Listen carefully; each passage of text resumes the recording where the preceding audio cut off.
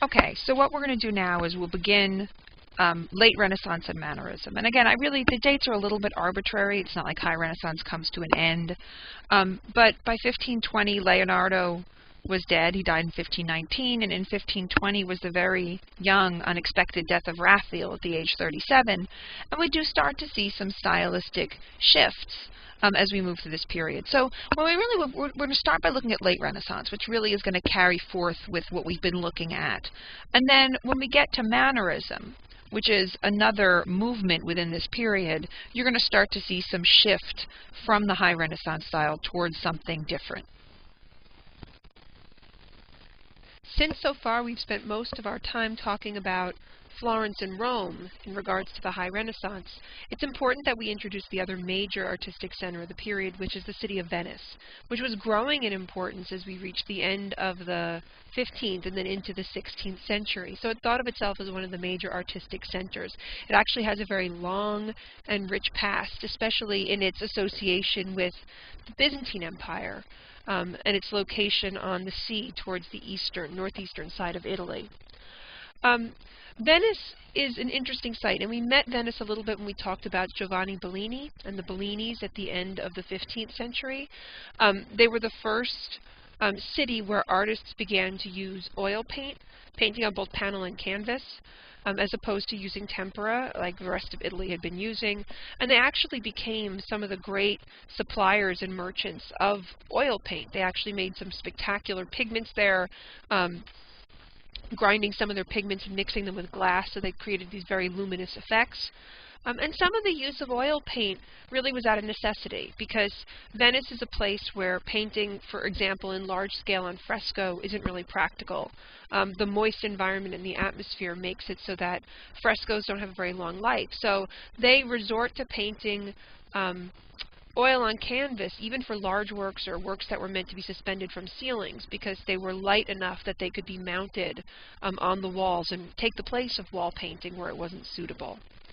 So early on, and certainly right until his death in 1516, Giovanni Bellini is the most important Venetian painter. Although there are several others that are worthy of mention as we get into the period of the High Renaissance. Now the work I'm showing you here is a little bit tricky, because you'll notice we don't exactly know the name of the artist who painted it, and that's because it's relatively undocumented, and so scholarship has waffled back and forth between two major artists. One whose name is Giorgione. Giorgione is an artist. He dies at a very young age. I want to say he's in his 30s when he dies in 1510 of the plague, which he caught from his mistress. Known to be something of a courtier, a musician, very much interested in leisure and entertainment and courtly entertainment. Giorgione is a very interesting figure who clearly came under the influence of artists like Leonardo da Vinci, with whom we think he had some encounter, in which case you can actually see that in this kind of work, where there's a picking up on Leonardo's quality of sfumato, that smoky quality that we see in a work like the Mona Lisa. However, Giorgione dies around 1510, and honestly, the number of secure works there are to his name have to be less than 10. He has a very, very small oeuvre. And his pupil towards the end of his life was a young artist named Titian, who goes on after the death of Bellini in 1516 to become the Venetian painter to the state, and lives a very long and incredibly productive life.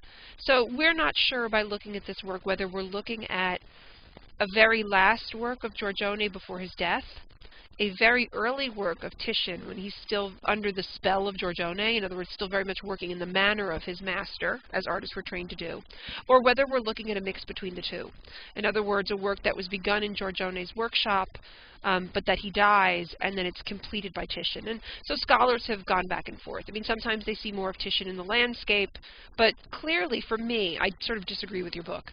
The subject of the book and its inspiration really does come from Titian. From Giorgione. It absolutely fits into the works of Giorgione. This is a type of work that becomes very popular in Venice, and Giorgione is at the forefront of that. A type of work called a poesie, which literally means a painted poem.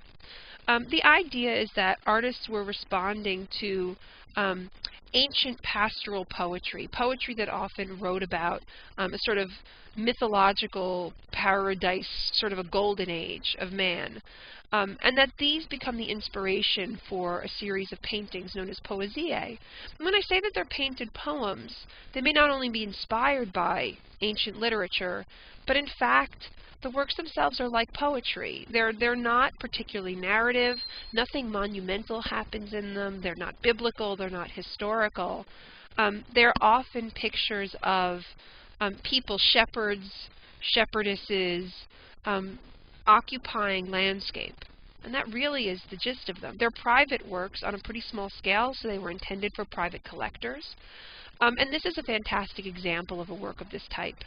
So we usually just call this work the Pastoral Concert.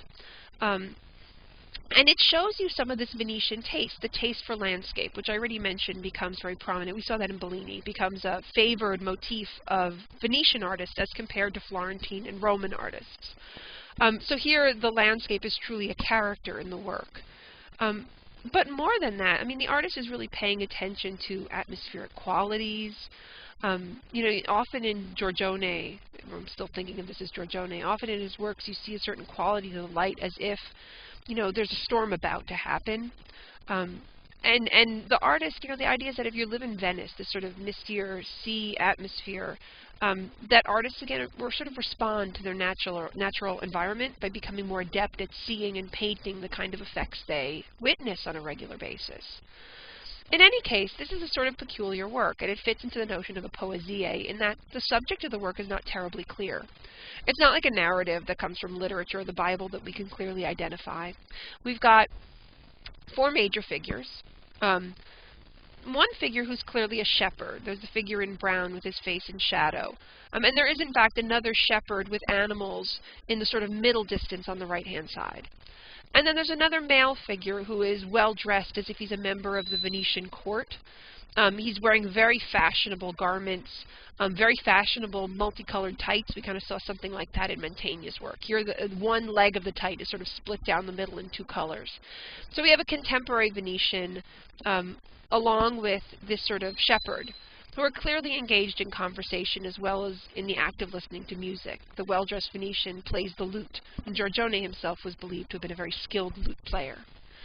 And then we've got the two nude females, or mostly nude, barely covered females, one of which is joining the musicians. She sits with her back to us, and she picks up a flute as if to join them in song, right? She's participating in the music. The other one who leans against a well, and has a pitcher that she's either drawing water from the well or pouring water into the well. So the meaning of the work isn't clear. And this is usually in class when I would say, okay, guys, you know, you're in the middle of no place. It's two clothed men, two naked women. What's noticeable here? And that's that the men are paying no attention to the women, which means that the women aren't really there. So the subject of this picture is actually about poetic inspiration and musical inspiration. The women are usually identified as muses, meaning they're these sort of mythical goddesses that inspire creative genius, but they're not there. And that's why they're in this vaguely, they're nude, certainly, like personifications often are, but they're also in this sort of vaguely classicizing drapery compared to the other figures. So the woman who sits down with her flute as if she's about to play with them is actually meant to inspire them. And you can think about the idea of drawing water from the well as a metaphor for the idea of inspiration. In terms of Venetian style, as I already mentioned, there's a lot of interest in light, in color, not a lot of interest in very sharp, precise drawing. It's very hard to find a contour line in this work, and not a lot of interest in things that a lot of the artists we've seen so far are interested in, like anatomy, precision when representing the body. I mean, Giorgione has, I'm still calling it Giorgione, has these, the women have these rubbery arms and boneless bodies. So the interest is a little bit different when we come to the north. Okay, so this is a different type of picture. And as we move into the High Renaissance and the period of Mannerism, you'll see more Venetian art and these ideas being developed further. Now, we had just left off looking at Titian, and I wanted to give him a little bit more attention, because he really is, I mean, if there was another Ninja Turtle, it should be Titian. Titian, he lives, I want to say, there's by some accounts he lives to be almost 100, and he paints for a very long time. So he's really one of the most important 16th century painters, and the most important Venetian 16th century painter. So I'd already shown you what was a very early work of Titian. This is a slightly later work, but I want to show you some of the ways that artists start thinking about pictures in a different way, maybe than we had just seen, for example, Raphael doing in the Stanza della Segnatura. This is a work called the Pesaro Madonna. It was an altarpiece commissioned by a man named Jacopo Pesaro. So this was for an altarpiece in the Church of the Frari in Venice, Santa Maria Gloriosa dei Frari. We call it the Frari, which it's still in its original location, which is actually kind of important for understanding the picture. But we can see Jacopo Pesaro in this picture. There's a donor portrait of him at the bottom of the picture off on the left-hand side. So we can already see there's a little bit of hierarchy being used here in a way that we're familiar with. If you read the picture from the bottom up, you can read this hierarchical arrangement. All of the kneeling figures on the ground are either Jacopo Pesaro in black, or on the other side are members of his family, kneeling mostly in profile in traditional donor poses. So that's the bottom register. The next register up, the figures in the middle are almost all saints. So we see, for example, St. Peter on the central axis in the blue and yellow. There's a figure of a saint in armor holding a flag, which is, your book identifies as St. Maurice. He's sometimes called St. George. And then you could see all the way on the right-hand side, there's St. Francis in his brown robe, and then there's another Franciscan saint behind him. At the next level up, we see the focal point of the picture, which is Mary and baby Jesus. And then if you go higher still, you end up with the angels, those little putti, these winged angels in the clouds. So there is a hierarchical arrangement from bottom to top. Jacopo Pesaro, by the way, commissioned this altarpiece to celebrate actually an event from his past. In 1502, he had won a major naval battle against the Turks on behalf of the Vatican army, right, the papal army. And so that's what this was supposed to celebrate. So actually that's probably the reason that the figure closest to Jacopo Pesaro in this picture is the armored military saint behind him, who's holding a red flag that has the Pesaro family crest on it, as well as the Pope's crest and insignia on it to show his relationship to the papacy. And then behind that figure you also see a turbaned figure, which is usually identified as a Turkish person, maybe a captive, a prisoner of war, which again was supposed to relate to Jacopo Pesaro's service for the church. Okay, so that's the reason for the altarpiece, and now you know who the major casts of characters are. But something here is very different about this picture, and I'll show you.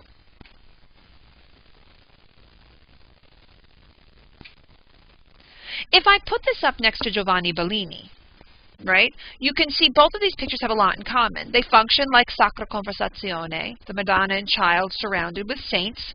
There's the inclusion of the donors in Pesaro's picture. But what's more interesting is the way that the picture has moved from a static picture with a very strong central axis and symmetry balanced on either side of the picture to something that's more dynamic. Here the focal point of the picture is the Virgin Mary, but she's been moved off the central axis so that we get the creation of a really long diagonal line leading from Jacopo Pesaro to the Virgin Mary. Implied line is very important in the Pesaro altarpiece. You can follow, if you start with the Virgin Mary and Christ as being the two most important figures in the picture, you'll notice if you follow Mary's gaze, she looks down towards Peter. Peter turns his head and looks towards Jacopo Pesaro. So you get a diagonal created by gaze. And then if you look back up at the Virgin Mary and notice the baby Jesus, a little playful baby Jesus, he's playing with her veil and kicking up his foot towards St. Francis. The baby Jesus looks to Francis, and Francis extends his arm out towards the donors. He's calling attention to the donors, right? You know, in other words, he's asking the baby Jesus to heed their presence. In other words, to say, they need whatever you have in a votive picture, that they should have some sort of honor. He points towards those donor figures. So you get really two axes created by the picture. One line that follows gesture and gaze from Mary to Jacopo Pesaro, the other one that follows baby Jesus through St. Francis, and then down to that other portrait group in the foreground, where we see that little boy looking out at us to engage the spectator. So he plays the role of bringing us into the picture, the way that Francis did in Giovanni Bellini's altarpiece. So why? Why do we get this dynamic off-center composition? The reason has to do with viewpoint. We're really kind of lucky because it's a rare altarpiece that's in its original location in the Church of the Frari. And if you look at this picture, you might say to yourself, where do you put it? This is a picture that's intended to have two viewpoints. And in fact, if you want to guess where it's going to be, it's on the left-hand wall of a church when you walk in. Meaning if you're walking towards the high altar on the central axis of the building, this building is on the wall hung to the left of you. So Titian paints it so it has two viewpoints. It has a viewpoint from the side, and if you look at this little dark picture I put up in the top left corner, this is how you approach it walking down the aisle. In other words, it's meant to appear as if you walk right up to it, and from your point of view, you would kneel on the real steps of the altar, which are mimicked by the painted steps in the picture, and you would kneel in the same direction as Jacopo Pesaro does. But the picture also has to work from the front, meaning if you walk down the center aisle and then turn 90 degrees and paint the look at the picture from a purely frontal view, in which case that secondary axis of baby Jesus to St. Francis to the donor group in the foreground is the one that most directly addresses the spectator. So here you could see a little bit the way that a painter is really considering viewpoint in the way that we've already talked about sculptors doing. Titian is also known not just for painting altarpieces, but Titian also paints a lot of domestic pictures. And so I bring in this work, a very famous work called The Venus of Urbino. This was painted for the Duke of Urbino, probably right around the time of his wedding. So it's probably a marriage picture, which is, not uncommon for a Venus picture. We've seen that before. Think about Botticelli's Birth of Venus and Botticelli's Primavera that had that, prominent central figure of Venus as a wedding picture. But this is a little bit of an atypical picture.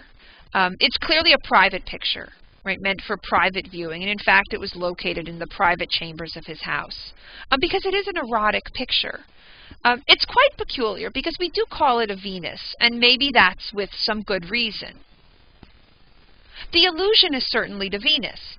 Venus is associated with roses, as I mentioned when we looked at Botticelli's picture. Roses were born at the same hour of Venus, and so you'll notice that Titian's woman holds a cluster of roses in her hand. She's got pearl earrings on. Pearls, because they're born out of the sea, is another allusion to Venus, and she's often shown with pearls, right? And she's got these beautiful little teardrop pearls. And even the pose is meant to evoke Venus. Remember the Venus Pudica pose, which is the classical Venus who covers herself as she emerges from the bath. So Titian is really playing with the notion of a Venus, but then again, when you look at the picture, there's very little in the picture that really lets us believe that we're looking at a classical goddess. The setting is contemporary. Where if you look into the distance, we see a perspectival view into a farther room where we see two women, one of whom is leaning down into a chest called a cassone. It's a kind of furniture chest.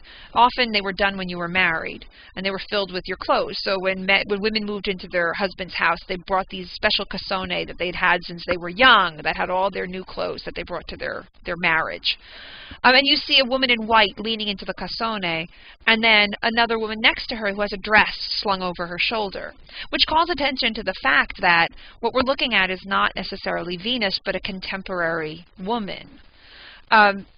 There's a little dog, a domestic kind of dog, sleeping at her feet, which is seen as a symbol of loyalty, right, in terms of iconography. And we've seen that before from the Arnolfini picture, right, so the sleeping dog. The sleeping dog also lets you know something. It's a sleeping dog. And the sleeping dog feels secure in its surroundings. And so you'll notice this picture, as much as it shows this reclining woman, waiting maybe for her clothes, right, so she reclines nude on this bed, Titian is very much addressing the spectator, which in this case is a male spectator. That's usually, when you assume a viewer, you assume a male viewer, who not only then has an opportunity to view her body, and you could see that, like a lot of Venuses, she very unsuccessfully covers herself. She doesn't even attempt to cover the upper part of her body and her breasts. But the fact that the dog is sleeping lets the visitor to the picture know that he's a welcome visitor. And so her gaze is very meaningful. It makes it a sexually charged picture. As does the hand. You'll notice that Titian divides the picture on the central axis in the background, so that one half gives us that deep view into the abutting room, which is a contemporary room. And the other one has a curtain hanging, which makes her very close to us in the picture plane. And you'll notice the central axis falls right on to her hand. Which, as has been noted by a very interesting scholar, a woman named Rona Goffin, she was at Rutgers, she passed away a few years ago, wrote about the fact that that hand is not exactly the Venus pudica, the concealing hand, but is rather an active hand. And in fact, this picture may be meant as an instructional picture for the young bride of the Duke of Urbino. The Duke was Guidobaldo, and he got married the year this was painted, I believe. And the woman was 10. Well, the girl was 10. It was an arranged marriage. When you married a girl that age, it was all for family purposes. You weren't supposed to consummate the marriage for some time. But the idea is this might be actually intended as a primer for the young girl. It was believed in the Renaissance, female masturbation, let's just talk about masturbation now, was an important concept, because it was believed that a woman couldn't necessarily conceive unless she orgasmed. And so what we might be looking at is a picture that was intended to, you know, address the young girl towards the proper way of conceiving a child, which would have been her role within the marriage. Okay, so now you can see that up a little bit more closely. Again, notice Titian's oil paint. The figures are incredibly soft. They are essentially without contour lines. It's very, very hard to distinguish the edges of planes, especially if you look around her shoulder, her receding shoulder and her breast. You could see how blurred the lines are. So he's really playing with the blending possibilities of oil paint. You'll also notice that Titian is one of the Renaissance artists that's not terribly interested in anatomy, and so she looks a little bit boneless. Like, he's not like Leonardo and Michelangelo off dissecting bodies trying to understand them from the inside out. On the point of comparison to Michelangelo, I just raised this issue. We talk in the Renaissance about two different modes of painting, disegno versus colorito. Disegno means literally drawing or design. And the idea is that behind a picture you start with drawing. You start with the layout and the composition and a drawing, and then you make the painting around it. Colorito is exactly what it says, that the root of the painting is not drawing and design, but the root of the painting is light and color. And so we often classify artists according to disegno or colorito. And Titian is clearly an artist associated with colorito. Michelangelo, like a lot of the Romans and Florentines, we associate with disegno. And you can see the very big difference. And of course, some of this is a difference of media. Fresco looks different than oil paint. But you could see the sharp contours, the strong drawing of Michelangelo's picture versus that of Titian. And while we associate a lot of the Florentines and the Romans with disegno, we associate a lot of the Venetians with colorito. Oh, yeah. See, here you could see what I'm talking about in terms of Venetian painting, right? The softness of it, the way he literally doesn't even need an underdrawing. He builds up the picture out of color and different shades of color to create light and then to create form from it.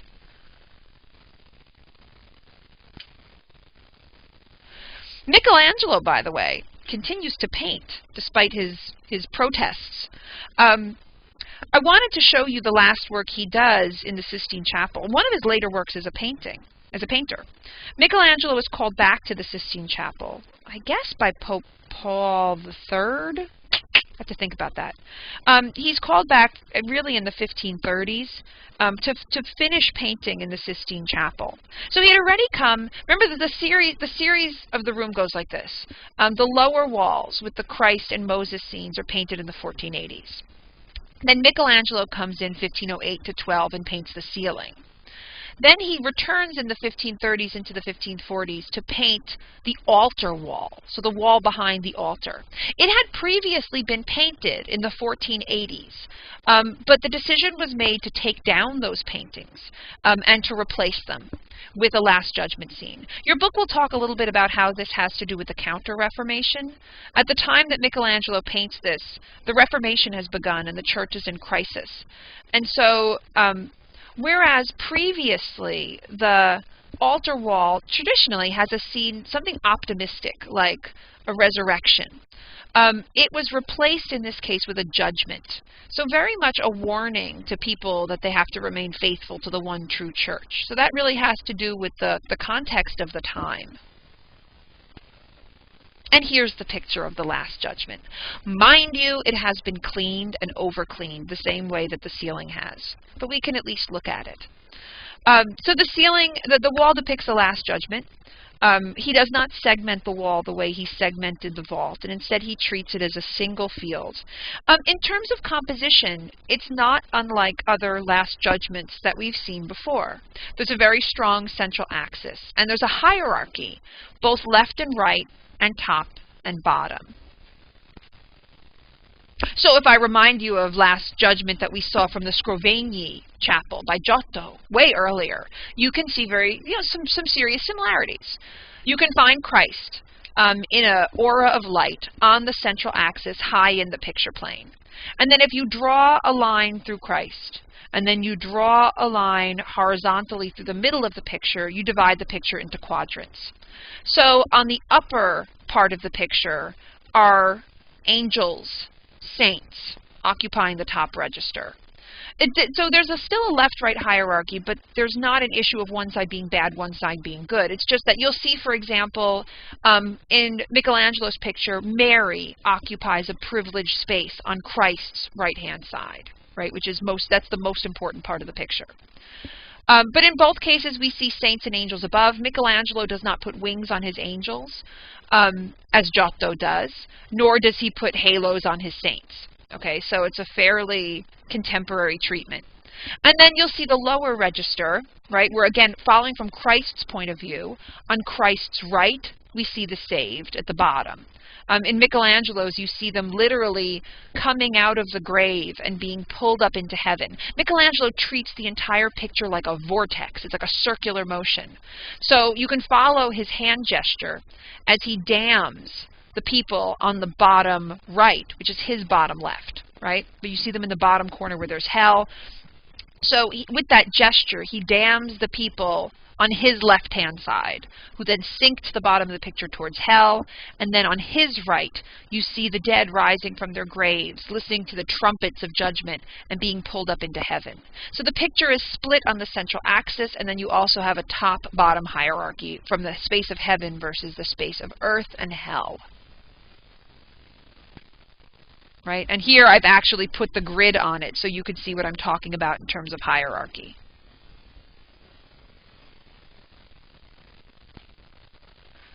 Here's a detail. It's blown up a little too much, I'm sorry. But here you can see Michelangelo treats Christ as beardless and young. He looks like Apollo, the sun god. So he's actually borrowing from classical antiquity here. Originally, he paints all of these people naked. Really, everybody. I think maybe Mary and Christ had drapery. Maybe Mary. I'm not even sure Christ did. All of the angels and saints were nude. And again, that's Michelangelo's interest in the muscular male nude. But in his own lifetime, that was condemned. It was compared to a brothel scene, and the clergy was outraged, and the Pope hired one of Michelangelo's pupils to come in and to put drapery on all of the figures.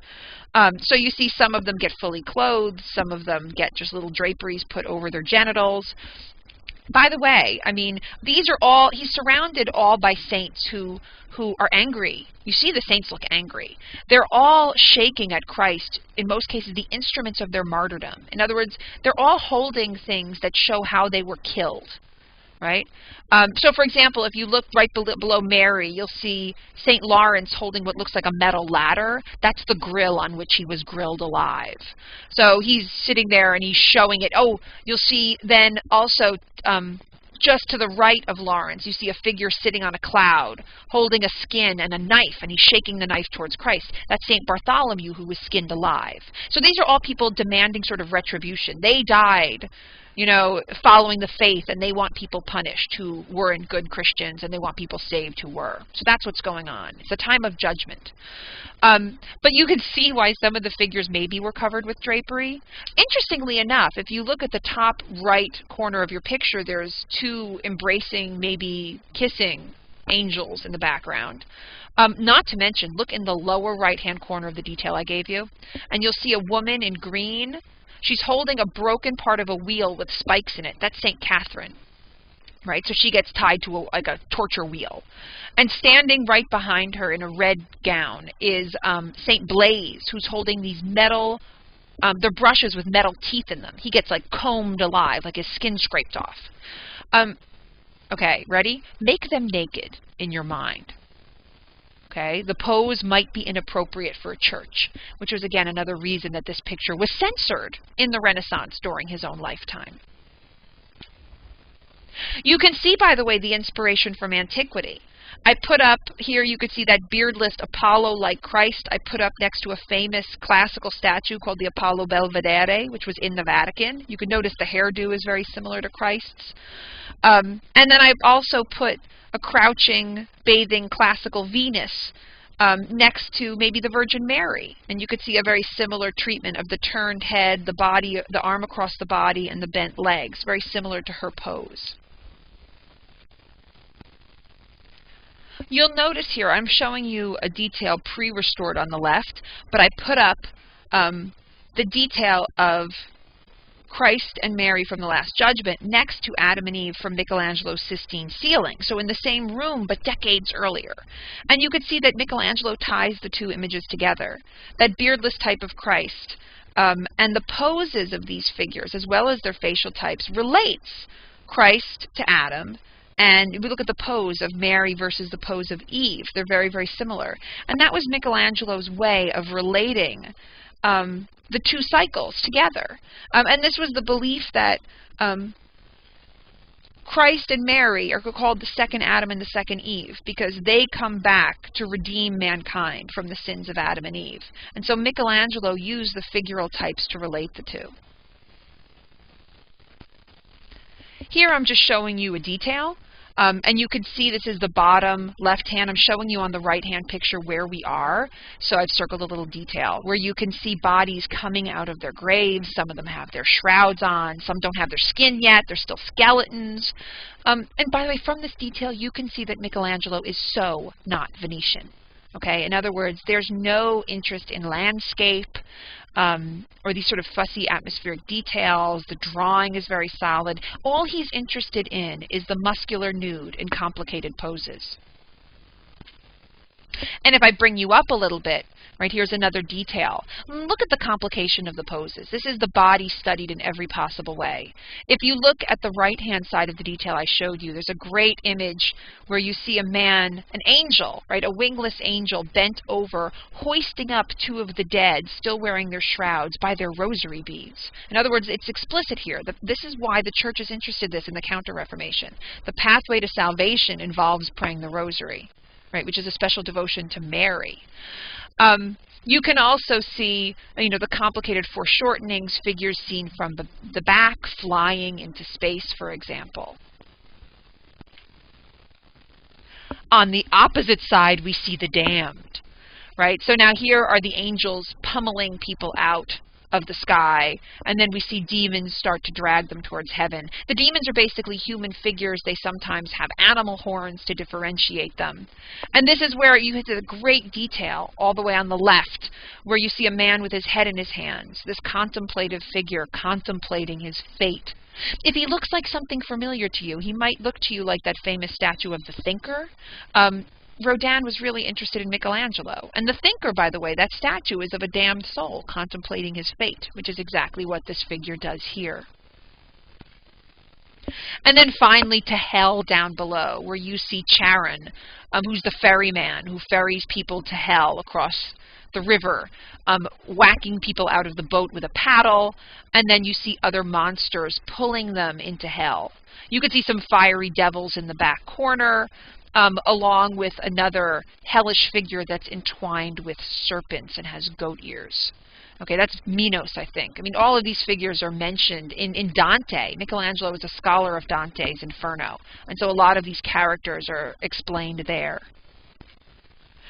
As a little joke, in the very center of the picture, below Christ, on the central axis, we have this little hell pit. We look into a mountain right in the middle of the picture where we see devils, these grotesque figures, and burning hellfires.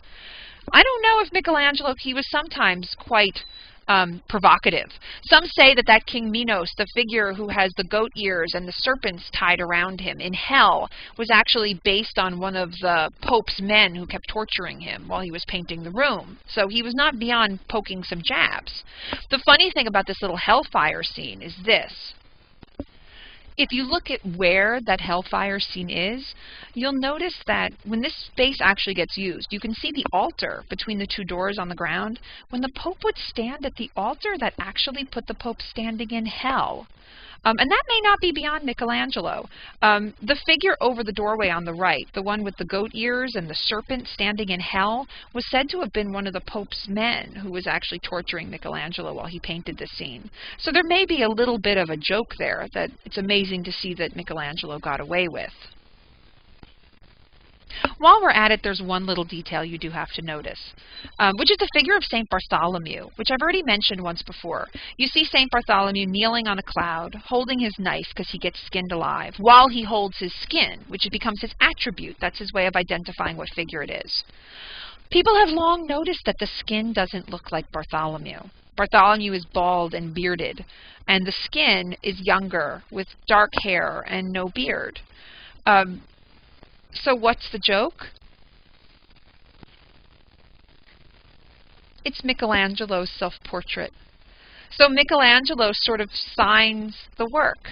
I put now up the other portrait, not self-portrait, all the way on the right, that picture from the School of Athens, which is supposed to be the philosopher Heraclitus, but is actually in the manner and style and portrait likeness of Michelangelo. In the middle, you can see a portrait bust of Michelangelo. So that's what he looked like, with that notoriously broken nose. And then we see the figure all the way on the left, which also looks like it has a broken nose and that furrowed brow that we see in every picture. So Michelangelo signs it. It's sort of remarkable. You know, Raphael, when he signs, in a sense, the School of Athens with a self-portrait, he does it by putting himself among the great thinkers of classical antiquity. And Michelangelo, who's a much more psychologically complex guy, who was worried about his own salvation, signs it by showing himself as a flayed skin. Interesting. Okay, I'm stopping there. So when we meet next, we'll look at mannerism briefly, and then we'll move on to 16th century Northern. Okay? I'll see you guys on Tuesday.